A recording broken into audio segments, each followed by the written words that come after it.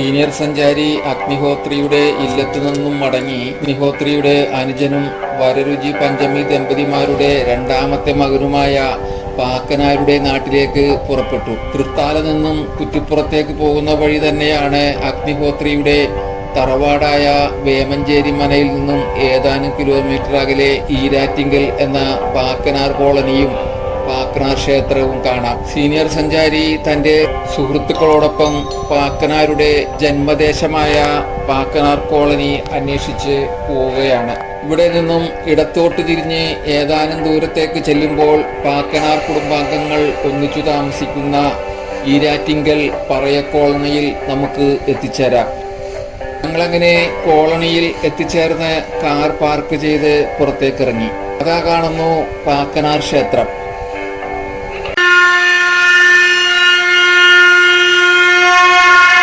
പ്രിയ സുഹൃത്തുക്കളെ, സീനിയർ സഞ്ചാരി ഇപ്പോൾ നിൽക്കുന്നത് പാക്കനാർ ക്ഷേത്രത്തിലാണ്. അറിയപ്പെട്ട പന്തിരികുലം എന്ന വംശത്തിലെ 12 മക്കളിലെ പാക്കനാർ വംശത്തിൽ ഉൾപ്പെട്ട ആളുകളാണ് നമ്മളുടെ ഈ ക്ഷേത്രവുമായി ബന്ധപ്പെട്ട് ഇവിടെ താമസിക്കുന്നത്.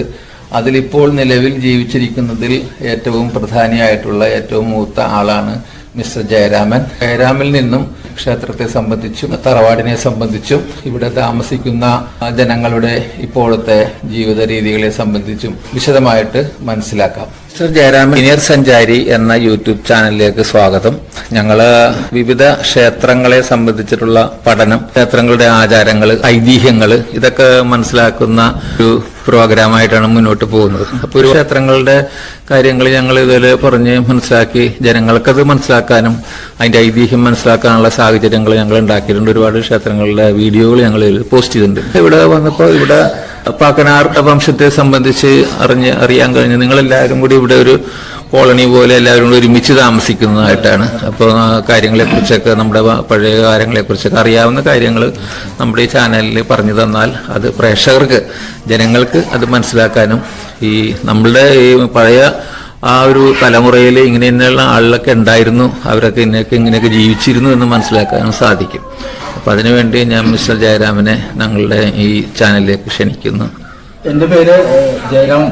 സാർ പറഞ്ഞു, ജയരാമൻ എന്നാണ് എൻ്റെ പേര്. ഞാൻ പാക്കനാർ വംശത്തിൽ പാക്കനാർ വളർന്ന ഈരാറ്റിങ്കൽ എന്ന് പറയുന്ന ഈ തറവാട്ടിലുള്ള ആളാണ്. ഈരാറ്റിങ്കൽ എന്ന തറവാട്ടുകാരാണ് പാക്കനാരെ എടുത്തു വളർത്തിയത്. അതെ അതെ, ഓക്കെ. ഇവിടാണ് അദ്ദേഹം വളർന്നത്. വിക്രമാദിത്യ സദസ്സിലെ ഏറ്റവും പ്രഗത്ഭനായിട്ടുള്ള ആളായിരുന്നു വരരുചി. അദ്ദേഹം പല കാര്യങ്ങൾക്കും അവിടെ എല്ലാ ചോദ്യങ്ങൾക്കും ഉത്തരം വ്യക്തമായിട്ട് പറഞ്ഞു കൊടുക്കുന്ന ഒരു വ്യക്തിയായിരുന്നു. അവരൊരു ബ്രാഹ്മണ ശ്രേഷ്ഠനായിരുന്നു. അതെ അതെ, ബ്രാഹ്മണ ശ്രേഷ്ഠനായിരുന്നു. അദ്ദേഹത്തിനോട് ഏറ്റവും പ്രധാനപ്പെട്ട വാക്യം ഏതാണെന്ന് ചോദിക്കേണ്ടായി. ആ ചോദ്യത്തിന് അദ്ദേഹത്തിന് ഉത്തരം കിട്ടിയില്ല. അങ്ങനെ അദ്ദേഹം നാട് വിട്ടു പോവാണ്. ഞാൻ എനിക്ക് ഉത്തരം കിട്ടുന്നു അന്ന് ഞാൻ ഇവിടെ വരുള്ളൂ എന്ന് പറഞ്ഞിട്ട് അങ്ങനെ ഇറങ്ങിപ്പോവാണ്. അങ്ങനെ ഇറങ്ങിപ്പോയി അദ്ദേഹം കുറേ സഞ്ചരിച്ചങ്ങനെ യാത്രയിൽ ഒരു ഭാഗത്ത് തളർന്നിങ്ങനെ കിടക്കുകയാണ് ഒരു പാലയുടെ ചുവട്ടിൽ. അങ്ങനെ ആ പാലയുടെ ചുവട്ടിൽ കിടക്കുമ്പോൾ അന്നൊക്കെ ഈ വനദേവതന്മാരുണ്ട്. അപ്പൊ അവര് ഇരുന്ന് പറയുന്നുണ്ട്, നമ്മളിപ്പോ പോകുന്ന ഒരു പറയി പ്രസവിച്ചിട്ടുണ്ട്, അങ്ങോട്ട് ആ കുട്ടീനെ അതിന്റെ ശുശ്രൂഷിക്കാൻ വേണ്ടി പോവാണ്. ആ പറയി പ്രസവിച്ച ആ കുട്ടീനെ വിവാഹം കഴിക്കാൻ പോകുന്ന വ്യക്തിയാണ് താഴെ കിടക്കുന്നത്. അദ്ദേഹത്തിന് പ്രധാന വാക്യം അറിയില്ല. അപ്പൊ ഇവര് പറഞ്ഞു കൊടുക്കണം, ഇന്ന വാക്യാണ് അതിന് പ്രധാനപ്പെട്ടതെന്നുള്ള അദ്ദേഹം അവര് പറയുന്നുണ്ട്. അങ്ങനെ അദ്ദേഹം അത് കേൾക്കുകയും ചെയ്തു. ആ കാര്യം മനസ്സിലാക്കി ഇവര് പറഞ്ഞത് ആ പറയി പ്രസവിച്ച സ്ത്രീനെ, ആ കുട്ടീനെ വിവാഹം കഴിക്കാം. പാക്കനാരുടെ പുതുതലമുറയിലെ ജയരാമൻ അങ്ങനെ പറയിപ്പറ്റ 12 മക്കളുടെ ജനനകഥ ഞങ്ങളോട് പറഞ്ഞുകൊണ്ടിരുന്നു. വരരുചിയുടെ രണ്ടാമത്തെ മകനാണ് പാക്കനാർ. പറയ കോളനിയിലെ ഒരു കുടുംബത്തിൽ വളർന്ന പാക്കനാർ അഗ്നിഹോത്രിയുടെ അനുജനാണ്. പാക്കനാർ കുടുംബത്തൊഴിലായ മുറം വിറ്റാണ് ജീവിച്ചിരുന്നത്. 1001 ഉഗ്രമൂർത്തികളെ ഉപാസിച്ച സിദ്ധനായിരുന്നു പാക്കനാർ. ഭാരതപ്പുഴയോരത്തെ കയ്പില്ലാത്ത കാഞ്ഞിരമരവും ഈരാറ്റിങ്കലെ മണ്ഡപവും പാക്കനാരുമായി ബന്ധപ്പെട്ട ചരിത്രങ്ങളാണ്. ഉയർന്ന ജാതിയിൽപ്പെട്ട ആളുകളുടെ പേരായ ഭാസ്കരൻ എന്നത് താഴ്ന്ന ജാതിയിൽപ്പെട്ടവർക്ക് പാക്കരൻ എന്നാണ്. പാക്കരൻ ലോപിച്ചായിരിക്കണം പാക്കനാർ എന്ന പേര് വന്നത്. പാക്കനാർ ഒരേ സമയം ധർമ്മവും പരിപാലിച്ച് ജീവിച്ച ആളായിരുന്നു. ലളിത ജീവിതം നയിച്ച മഹാനായിരുന്നു പാക്കനാർ. ഒറ്റമുറി വീട്ടിലാണ് അദ്ദേഹം കുടുംബവുമൊത്ത് കാലം കഴിച്ചത്. സമ്പത്തിലല്ല, പകരം കർമ്മത്തിലാണ് മഹത്വം ഇരിക്കുന്നതെന്ന് അദ്ദേഹം സ്വജീവിതത്തിലൂടെ തെളിയിച്ചു. കാക്കനാർ തന്റെ അനുജനാണെന്ന് മനസ്സിലാക്കിയ അഗ്നിഹോത്രി പിന്നീട് കാക്കനാർക്കും കുടുംബത്തിനും താമസിക്കുന്നതിന് അല്പം കിഴക്കുമാറി തന്റെ ഇല്ലം വക കുറച്ച് സ്ഥലം നൽകി അവിടെ താമസിപ്പിക്കുകയായിരുന്നു. കാക്കനാരുടെ കൊട്ടും പാട്ടും മേളവും നൃത്തവുമെല്ലാം അഗ്നിഹോത്രി അത്രയ്ക്ക് ഇഷ്ടപ്പെട്ടിരുന്നു. ആ ഭൂമിയിലാണ് ഇപ്പോൾ കാക്കനാർ കോളനി സ്ഥിതി ചെയ്യുന്നത്. ഈ സ്ഥലത്തുകൂടി പണ്ട് 2 നദി ഒഴുകിയിരുന്നു, ഈരാറും പേരാറും. പേരാറാണ് നമ്മുടെ ഭാരതപ്പുഴ. ഈരാർ നദി കാലക്രമേണ നാമാവശേഷമായി. ഈരാറ്റിങ്കൽ തറവാട്ടിൽ മരിച്ചു കഴിഞ്ഞ കാർന്നന്മാരുടെ മുഖരൂപം മരത്തിൽ കൊത്തി വീടിന്റെ പടിഞ്ഞാറ്റിൽ വെക്കുന്ന ഒരു സമ്പ്രദായമുണ്ട്. കാതിൽ കടുക്കൻ, കഴുത്തിൽ രുദ്രാക്ഷമാല, തലയിൽ കുടുമ, തോളിൽ ഉത്തരീയം, കയ്യിൽ വടി എന്നിവ ധരിച്ചാണ് കാക്കനാർ ജീവിച്ചിരുന്നത്. കാക്കനാർക്ക് അമ്മ പഞ്ചമിയുടെ മുഖച്ഛായയായിരുന്നു. അഷ്ടാംഗ ഹൃദയം രചിച്ച വാഗ്ഭടന്റെ ശിഷ്യനായിരുന്നു കാക്കനാർ. കാക്കനാർ ഒരു താപസം കൂടിയായിരുന്നു. മോക്ഷത്തിന്റെ മാർഗം ജ്ഞാനവും കർമ്മവുമാണെന്ന് അദ്ദേഹം വിശ്വസിച്ചിരുന്നു. തിരൂർ പുഴയിലെ കുറുമ്പത്തുരുത്തിൽ കാക്കനാർ തപസ് അനുഷ്ഠിച്ചിരുന്നു. മുളവെട്ടി, പനമ്പ്, കൊട്ട, മുറം, വിശറി എന്നിവ ഉണ്ടാക്കലായിരുന്നു കാക്കനാരുടെ ജോലി. കാക്കനാർ ഒരു ദാനശീലനായിരുന്നു. താഴ്ന്ന ജാതിക്കാരിൽ നിന്ന് ആരും ദാനം സ്വീകരിക്കാത്തതിനാൽ അദ്ദേഹം ദാനധർമ്മം നിറവേറ്റുന്നതിനു വേണ്ടി താനുണ്ടാക്കിയ മുള കൊണ്ടുള്ള സാധനങ്ങൾ ഓർമ്മപ്പിശക് പറ്റിയതുപോലെ മുതൽ കൊടുക്കുമായിരുന്നു. തിരൂർ പുഴയുടെ കരകളിൽ പണ്ട് ബുദ്ധവിഹാരങ്ങൾ ഉണ്ടായിരുന്നു എന്നും തിരൂർ, താനൂർ, ചമ്രവട്ടം മുതലായ സ്ഥലങ്ങളിൽ ബുദ്ധമത പള്ളിക്കൂടങ്ങൾ ഉണ്ടായിരുന്നു എന്നും താഴ്ന്ന ജാതിക്കാരായ കാക്കനാർ അവിടെ വിദ്യാഭ്യാസം നേടിയിരുന്നു എന്നും അനുമാനിക്കുന്നവരുണ്ട്.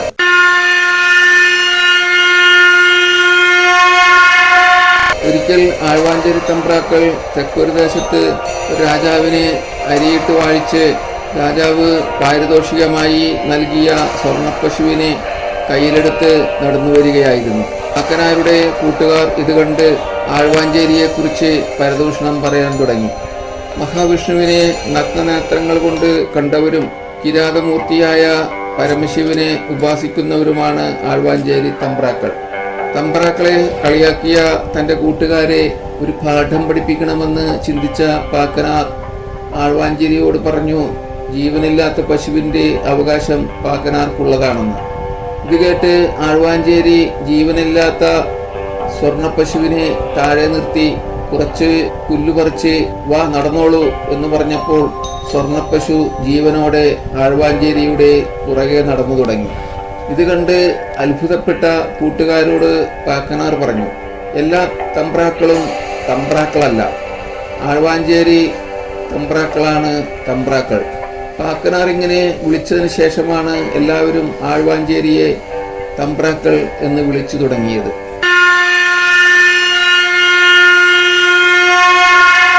പിന്നീടൊരിക്കൽ കാക്കനാർ ജോലി കഴിഞ്ഞ് പുറങ്ങൾ ദാനമായി നൽകി തിരിച്ചു വരുമ്പോൾ അലസലായ ക്ഷീണം തോന്നി ഒരു നമ്പൂതിരി ഇല്ലത്തിന്റെ പടിക്കൽ മരത്തിൽ ചാരി അവശനായി ഇരുന്നുപോയി. ഇത് കണ്ട് കാര്യം മനസ്സിലാക്കിയ ആ ഇല്ലത്തെ അന്തർജനം വീടിനകത്ത് പോയി കുറച്ച് പാൽക്കഞ്ഞി കാക്കനാർക്ക് കൊണ്ടുവന്ന് നൽകി. സന്തോഷപൂർവ്വം അത് കഴിച്ച കാക്കനാർ നന്ദി പറഞ്ഞ് യാത്രയാവുകയും പിന്നീടൊരിക്കൽ പ്രത്യുപകാരം ചെയ്യണമെന്നും ആഗ്രഹിച്ച് വീട്ടിലേക്ക് പോയി. കുറെ നാൾ കഴിഞ്ഞ് കാക്കനാർ ആ വഴി വന്നപ്പോൾ അന്തർജനത്തിന്റെ വീട്ടിൽ ആൾക്കൂട്ടം കണ്ട് അങ്ങോട്ട് ചെന്നു. നീചജാതിക്കാരനായ ഞാൻ ചെന്നാൽ നമ്പൂരിമാർ അടിച്ചേക്കുമോ എന്ന പേടിയുണ്ടായിരുന്നു. കാക്കനാരെ കണ്ടതോടുകൂടി നാശം, പണ്ടാരം, ഇല്ലം അശുദ്ധമാക്കി എന്ന് ആക്ഷേപിച്ചുകൊണ്ട് കാക്കനാർക്ക് നേരെ ആക്രോശം തുടങ്ങി. ഇത് കേട്ട അന്തർജനം പുറത്തേക്ക് വന്ന് നോക്കിയപ്പോൾ കാക്കനാരാണെന്ന് മനസ്സിലായി. അകത്തേക്ക് വിട്ടേക്കു, ഒന്ന് കണ്ടേച്ചു പോയിക്കോട്ടെ എന്ന് അന്തർജനം എല്ലാവരോടുമായി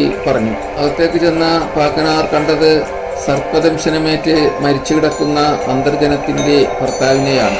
കാക്കനാർ തന്റെ ഉടുമ അഴിച്ച് മന്ത്രം ഉരുവിട്ട് തീകൊണ്ട് മരിച്ചയാളുടെ ശരീരത്തിൽ കുഴിയുകയും മുടിയിലൂടെ വിഷം വലിച്ചെടുത്ത് മുടി മുറിച്ച് മാറ്റുകയും വിഷമൊഴിഞ്ഞ ഭർത്താവ് പുനർജന്മം ലഭിക്കുകയും ചെയ്തു. ജാതിയിലെല്ലാ കാര്യം മനുഷ്യന്റെ നന്മയിലാണ് കാര്യം എന്ന് പറഞ്ഞ് കാക്കനാർ തന്റെ കുടിലിലേക്ക് യാത്രയായി. അഗ്നിഹോത്രിയുടെ ഭാര്യയുടെ കണ്ണ് നഷ്ടപ്പെട്ട ഒരു കഥയുണ്ട്. ശ്രാദ്ധത്തിന് എത്തുന്നതിൽ അഗ്നിഹോത്രി പാക്കനാരോട് കൂടുതൽ സ്നേഹവും വിധേയത്വവും കാണിക്കുമായിരുന്നു. ഒരു കീഴ്ജാതിക്കാരനായ പാക്കനാരോട് കൂടുതൽ അടുപ്പം കാണിക്കുന്നതിനോട് അന്തർജനത്തിന് എതിർപ്പുണ്ടായിരുന്നു. അപ്പോൾ അന്തർജനം എപ്പോഴും ചോദിക്കും, എന്തിനാണ് പാക്കനാരോട് കൂടുതൽ അടുപ്പം കാണിക്കുന്നത്? കാര്യമെന്താണെന്ന് അറിയുവാൻ വാശി പിടിച്ച അന്തർജനത്തോട് അഗ്നിഹോത്രി പറഞ്ഞു, ഇന്ന് രാത്രി പാക്കനാർ കിടക്കുന്ന അറയിൽ എന്നോടൊപ്പം വരണം. ഒരു കണ്ണ് അടച്ചുപിടിച്ച് നോക്കണം. അങ്ങനെ പാക്കനാരുടെ അറയിലേക്ക് ഒരു കണ്ണ് അടച്ചുപിടിച്ച് നോക്കിയ അഗ്നിഹോത്രിയുടെ അന്തർജനം കണ്ടത് ചന്ദ്രക്കലയും സർപ്പങ്ങളും ശരീരത്തിലണിഞ്ഞ മഹാദേവനെയാണ്. അങ്ങനെ നഗ്നനേത്രം കൊണ്ട് നോക്കിയ അന്തർജനത്തിന്റെ ഒരു കണ്ണിന്റെ കാഴ്ചശക്തി നഷ്ടപ്പെട്ടു. പാക്കനാരുടെ കഴിവുകളെ അഗ്നിഹോത്രയുടെ ഇല്ലത്തിൽ ശ്രാദ്ധത്തിന് മറ്റുള്ളവർ അസൂയയോടെ വീക്ഷിച്ചിരുന്നു. പാക്കനാരെ ഒന്ന് പച്ചാക്കണമെന്ന് ചിന്തിച്ച് മറ്റുള്ളവർ ഒരു പന്തയം വെച്ചു. ഒരു പശുവിന്റെ മുൻകാലുകൾ പാക്കനാർ കെട്ടണം, പിൻകാലുകൾ മറ്റുള്ളവർ കെട്ടും. എന്നിട്ട് മറ്റുള്ളവർ മുൻകാലുകളിലെ കെട്ടുകൾ അഴിക്കണം, പാക്കനാർ പിൻകാലുകളിലെ കെട്ടുകൾ അഴിക്കണം. പറഞ്ഞ പോലെ പന്തയം തുടങ്ങി. മുൻകാലുകളിലെ പാക്കനാരുടെ കെട്ടുകൾ മറ്റുള്ളവർ നിഷ്പ്രയാസം അഴിച്ചു.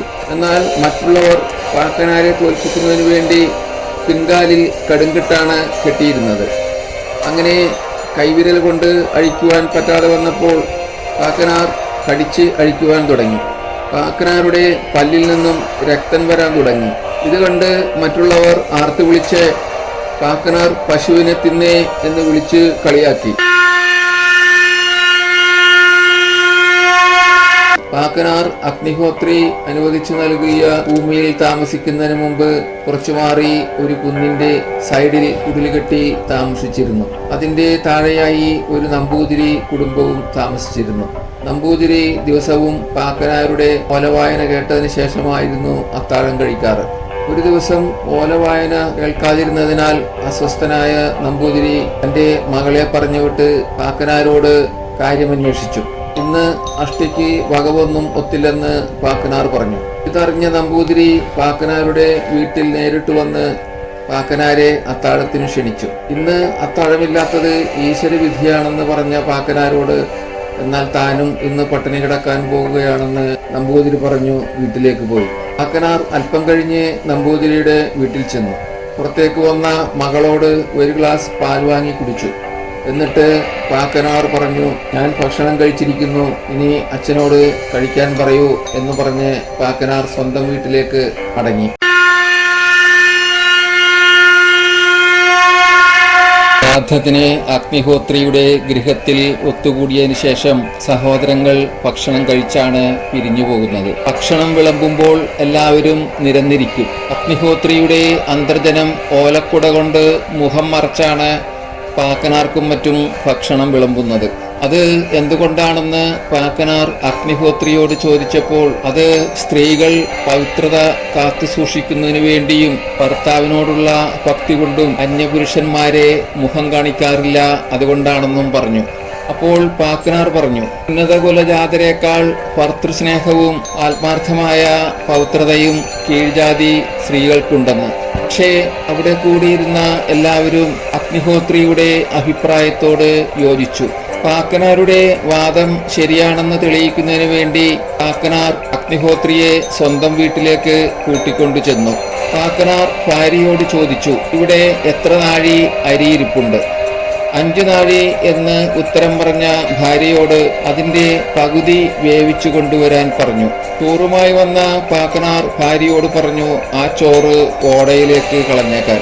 ഭാര്യ യാതൊരു ചോദ്യവും ഇല്ലാതെ പാക്കനാരെ അനുസരിച്ചു. അപ്പോൾ ബാക്കി പകുതി അരിയും കൂടി വേവിച്ചു കൊണ്ടുവരുവാൻ പറഞ്ഞപ്പോൾ ഭാര്യ അപ്രകാരം ചെയ്യുകയും പാക്കനാരുടെ നിർദ്ദേശപ്രകാരം വീണ്ടും ചോറ് ഓടയിൽ കളയുകയും ചെയ്തു. യാതൊരു വൈമനസ്യവും കാണിച്ചില്ല. ആ ദിവസം ചോറില്ലാതെ പാക്കനാരും ഭാര്യയും പട്ടിണി കിടന്നു. പിറ്റേ ദിവസം പാക്കനാർ അഗ്നിഹോത്രിയുടെ ഇല്ലത്തിൽ ചെന്ന് പാക്കനാരുടെ ഭാര്യ ചെയ്തതുപോലെ അന്തർജനത്തെ കൊണ്ട് ചെയ്യിക്കുവാൻ അഗ്നിഹോത്രിയോട് പറഞ്ഞു. അഗ്നിഹോത്രി അങ്ങനെ നിർദ്ദേശിച്ചപ്പോൾ അന്തർജനം പറഞ്ഞു, ഇവിടെ ആവശ്യത്തിന് ചോറുണ്ടല്ലോ, പിന്നെ എന്തിനാണ് അരി വേവിക്കുന്നത്? അഗ്നിഹോത്രിയോട് ഇപ്രകാരം ചോദിച്ചെങ്കിലും ഭർത്താവിന്റെ നിർബന്ധത്തിന് വഴങ്ങി ചോറ് കൊണ്ടുവന്നപ്പോൾ അത് ഓടയിലേക്ക് കളയാൻ പറഞ്ഞു. അപ്പോൾ അന്തർജനം നീരസത്തോടെ മടി കാണിച്ചുവെങ്കിലും അഗ്നിഹോത്രിയുടെ നിർബന്ധത്തിന് വഴങ്ങി അപ്രകാരം ചെയ്തു. രണ്ടാമത്തെ പകുതി അരി കൂടി വേവിച്ചു കൊണ്ടുവരുവാൻ പറഞ്ഞപ്പോൾ അന്തർജനം രൗദ്രഭാവം കൊണ്ട് അഗ്നിഹോത്രിയെ നോക്കുകയും വഴക്കു പറയുകയും ചെയ്തു. അകത്തു കയറി കതകടച്ച അന്തർജനം അഗ്നിഹോത്രി എത്ര വിളിച്ചിട്ടും പുറത്തേക്ക് വന്നില്ല. അഗ്നിഹോത്രി തോൽവി സമ്മതിക്കുകയും താഴ്ന്ന ജാതി സ്ത്രീകളാണ് കൂടുതൽ പവിത്രമായ ഭർത്തൃസ്നേഹം ഉള്ളവരെന്ന് പാക്കനാരോട് സമ്മതിക്കുകയും ചെയ്തു.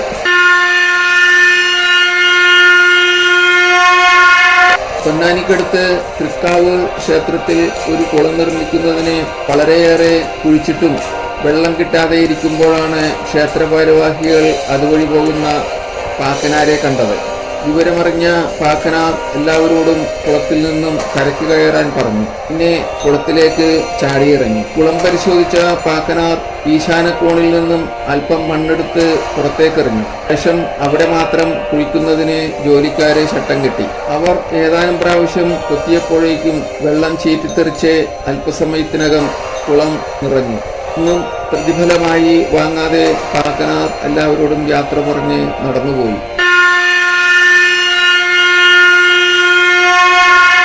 ഒരിക്കൽ അഗ്നിഹോത്രി പാക്കനാരുടെ വീട്ടിൽ ചെന്നപ്പോൾ അദ്ദേഹത്തിന് ഇരിക്കുന്നതിന് വേണ്ടി പീഠപ്പലക എടുത്തുകൊണ്ടുവരുവാൻ പാക്കനാർ ഭാര്യയോട് പറഞ്ഞു.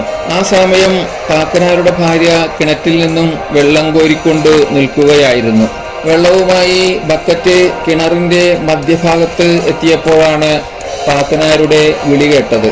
പാക്കനാരുടെ വിളി കേട്ട ഉടനെ ബക്കറ്റിന്റെ കയറുവിട്ട് ഭർത്താവിന്റെ അരികിലേക്ക് ഭാര്യ പീഠപ്പലകയുമായി ഓടിയെത്തി.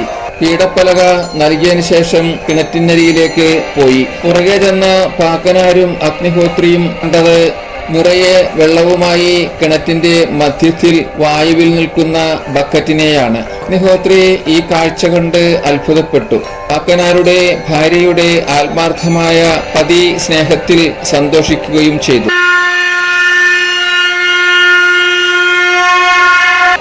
തൃശൂർ വടക്കുംനാഥ ക്ഷേത്രത്തിൽ പ്രതിഷ്ഠാ സമയത്ത് എത്ര ശ്രമിച്ചിട്ടും വിഗ്രഹത്തെ പ്രതിഷ്ഠിക്കാൻ പറ്റുന്നില്ല. വിഗ്രഹം ഉറക്കുന്നില്ല. അങ്ങനെ ക്ഷേത്രഭാരവാഹികൾ പാക്കനാരുടെ സഹായം തേടി. പാക്കനാർ ക്ഷേത്രത്തിലെത്തി ചില നിർദ്ദേശങ്ങൾ കൊടുത്തതിന് ശേഷം വിഗ്രഹം ഉറപ്പിച്ചപ്പോൾ അത് നിഷ്പ്രയാസം പീഠത്തിൽ ഉറച്ചു.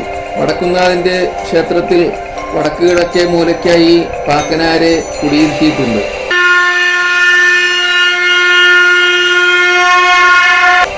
പാക്കനാർ എപ്പോഴും ഒരു കാഞ്ഞിരവടി കയ്യിൽ കൊണ്ടു നടക്കും. മനുഷ്യന്റെ ജീവിതം കയ്പു നിറഞ്ഞതാണെന്നും സന്തത സഹചാരിയായി ദുഃഖം എപ്പോഴും കൂടെയുണ്ടാകുമെന്നും ലോകത്തെ അറിയിക്കുകയാണ് പാക്കനാർ ചെയ്തത്. പാക്കനാർ ഒരിക്കൽ ദൂരദിക്കിൽ പോയി മടങ്ങി വരുന്ന വഴി ക്ഷീണിച്ച് അവശനായി ഒരു സ്ഥലത്ത് കാഞ്ഞിരവടി കുത്തി ഇരുന്നുവെന്നും അവിടെ കാഞ്ഞിരവടി ഭൂമിയിലേക്ക് താണുപോയി അത് വളർന്ന് വലുതായി പന്തലിച്ച് പാക്കനാർക്ക് തണലേകിയെന്നും അവിടെ വെച്ച് തന്നെ പാക്കനാർ സമാധിയായി എന്നും പറയപ്പെടുന്നു. പാക്കനാർ വംശത്തിലെ യുവതലമുറയിൽപ്പെട്ട രംഗവും ഈ ക്ഷേത്രത്തിലെ പൂജാരിയുമായ ശ്രീ മണികണ്ഠൻ പറയുന്നത് കേൾക്കാം. എന്റെ അനുഭവത്തിൽ കണ്ടൊരു അതാണ് ഞാൻ അഗ്നിഹോത്രി ഇല്ലത്തെ ഏറ്റവും വലിയൊരു നമ്പൂതിരി മരണപ്പെട്ടു. അദ്ദേഹത്തിന് വേണ്ടി 3 ദിവസം നമ്മുടെ വല്യച്ഛൻ പാക്കനാർ വംശത്തിൽപ്പെട്ട വല്യച്ഛൻ മൂത്താള് 3 ദിവസം പോയിട്ട് പുഴയിൽ പോയി കുളിച്ച് ബലിയിട്ടുണ്ട്. അവളെ ചടങ്ങ് ചെയ്ത് കണ്ടിട്ടുണ്ട്. ഇപ്പോഴും നടന്നൊരു ഒരു ചടങ്ങാണ്, അറിയുന്നൊരു ചടങ്ങ്. അല്ല, പണ്ട് പറയപ്പെടുന്നത് എല്ലാ മക്കളും അഗ്നിഹോത്രിയുടെ ഇല്ലത്തില് വന്നിട്ട് ചാത്തമൂട്ട് നടക്കും. അതിന് നമ്മള് വേണ്ടപ്പെട്ട ഒരു ഡോക്ടർ രാജൻ ചുങ്കത്ത് പറഞ്ഞൊരു സാറ്, ഒരു എഴുത്തുകാരനാണ്. അദ്ദേഹം ഒരുപാട് കഷ്ടപ്പെട്ടു. ഇപ്പൊ ഈ 12 മക്കളത്തെ തലമുറകളെ ഒരു കൂട്ടി കൂട്ടിയിണക്കാൻ വേണ്ടി അദ്ദേഹം ഒരുപാട് കഷ്ടപ്പെട്ടു. എത്രയോ വർഷങ്ങളോളം അതിനുവേണ്ടി പ്രയത്നിച്ചിട്ടുണ്ടെന്ന് നമ്മൾ കേട്ടിട്ടുണ്ട്. അങ്ങനെ അഗ്നിഹോത്രിയാണ് ഏറ്റവും ഈ 12 മക്കളിൽ ഏറ്റവും മൂത്ത ആള് അഗ്നിഹോത്രി. അദ്ദേഹത്തിന്റെ വീടും ഇല്ലും എല്ലാം അവിടെ അമ്പലമുണ്ട്. അവിടെ നമ്മൾ ഈ 12 വംശത്തിൽപ്പെട്ട ഇതിലെ തലമുറകളിൽ അവിടെ ചെന്ന് സംഗമം, കുടുംബ സംഗമം പോലെ ഉണ്ടായിരുന്നു. അതില് എത്രയോ ആൾക്കാരും ഉണ്ടായിരുന്നു. അതിന് എന്റെ അച്ഛൻ പോയിട്ടുണ്ട്, ഈ വല്യച്ഛൻ പോയിട്ടുണ്ട്, പിന്നെ വേറെ വല്യച്ഛൻ. ഞാൻ 3 പേരാണ് ഇവിടുന്ന് പോയത്. അതിൽ വേറെ ഒരു പ്രത്യേകത ഉണ്ടായിരുന്നു. നമ്മുടെ രക്ത ടെസ്റ്റ് ചെയ്തു, DNA ടെസ്റ്റ് നടത്തിയിരുന്നു. കാരണം നമ്മളത് രക്തസ്വാമ്യം ഉണ്ടായിരുന്നു. അപ്പൊ അതില് ടെസ്റ്റ് നടത്തിയതിന്റെ റിസൾട്ടിൽ പറയുന്നത് സാമ്യമുണ്ടെന്നാണ് അറിയപ്പെടുന്നത്. അപ്പൊ നമ്മളൊരു രക്തബന്ധം ഉണ്ടെന്നാണ് അത് ഒരുപാട് ആൾക്കാർ ഇതിന് എതിർത്തിട്ടുണ്ട്, ന്യായീകരിച്ചിട്ടുണ്ട്, തെറ്റായിട്ടുമുണ്ട്. അപ്പൊ അതില് നമുക്ക് വ്യക്തമായിട്ടൊരു തെളിവാണത് DNA ടെസ്റ്റ്. അപ്പൊ ഈ 12 മക്കൾ തലമുറകളിൽ പെട്ട ആൾക്കാർ വന്നിട്ട് രക്തം ടെസ്റ്റ് ചെയ്തിട്ട് പോയിട്ടുണ്ടെന്ന് പറയുന്നു. അങ്ങനെ സീനിയർ സഞ്ചാരിയും സുഹൃത്തുക്കളും കാക്കനാർ വംശത്തിന്റെ മുഴുവൻ ചരിത്ര കഥകളും മനസ്സിലാക്കി പറയിപെറ്റ പന്തിരുകുലത്തിലെ മറ്റൊരു അംഗമായ രചകന്റെ കഥ കേൾക്കുന്നതിന് വേണ്ടി യാത്ര തുടർന്നു.